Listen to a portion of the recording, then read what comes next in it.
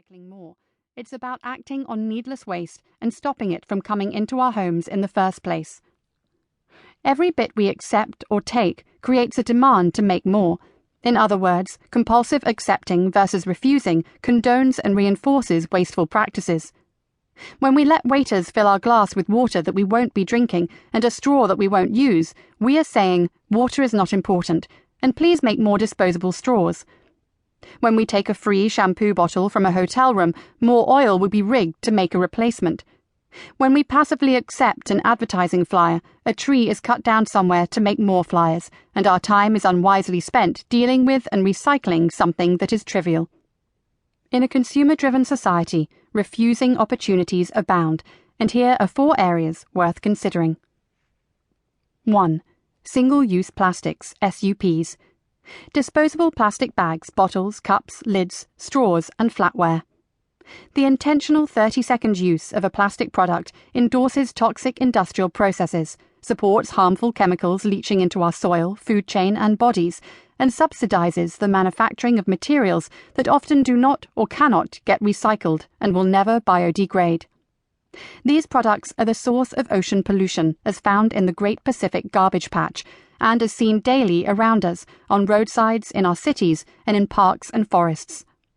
This problem is monumentally overwhelming, but you can channel your frustration into action by simply refusing SUPs and by vowing never to use another again.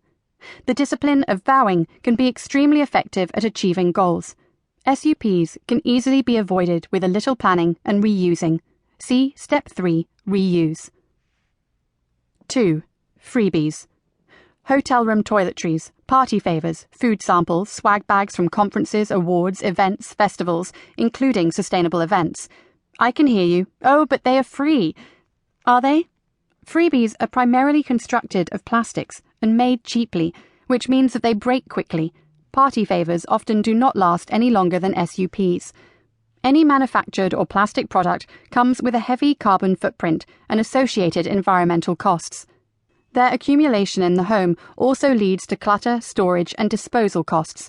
Refusing freebies requires strong willpower, but after a couple of practice runs, you'll quickly embrace the improvements you see in your life. 3. Junk mail.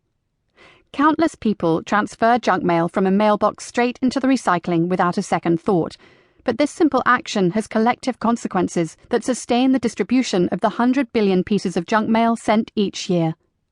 Junk mail contributes to deforestation and uses precious energy resources to fabricate. For what? Essentially wasting our time and tax dollars. I have found that a no-tolerance policy is the best way to fight it. Unfortunately, it is impossible to completely eliminate it with the mailing options currently offered by the United States Postal Service. I went to war against junk mail, and while I've mostly won, waging this battle has been the most frustrating part of my zero-waste journey. I find it mind-boggling that I can block waste from entering my house, but not my mailbox. 4. Unsustainable practices. These include bringing individually wrapped snacks to kids' sporting events because it's the tradition, accepting receipts or business cards that we will never consult, buying excessive packaging and discarding it without urging the manufacturer to change. These examples show where our individual actions can have a tremendous effect in changing the way things are done, as they offer opportunities to speak up and get involved. Consumers can change wasteful processes if they let manufacturers and retailers know what they want. For example, the collective act of refusing receipts creates a need for offering alternatives, such as not printing and/or emailing them instead. Of the 5 R's that we will cover in this chapter, you might find that refusing is the most difficult to achieve socially, especially for households with children. Nobody wants to go against the grain or be rude when something is offered with no ill will, but a little practice and short justifications make it easy for us to decline the politest entreaties. All you have to say is, "I'm sorry, but I don't have a trash can. I am sorry, but I've gone paperless. I am sorry, but I am trying to simplify my life," or "I am sorry, but we have too much at home already." People usually understand or respect a personal choice and will not insist. In some cases, we found that proactivity, such as taking our name off mailing lists before junk mail is sent out, works best. Refusing is not aimed at making us feel inadequate in social situations.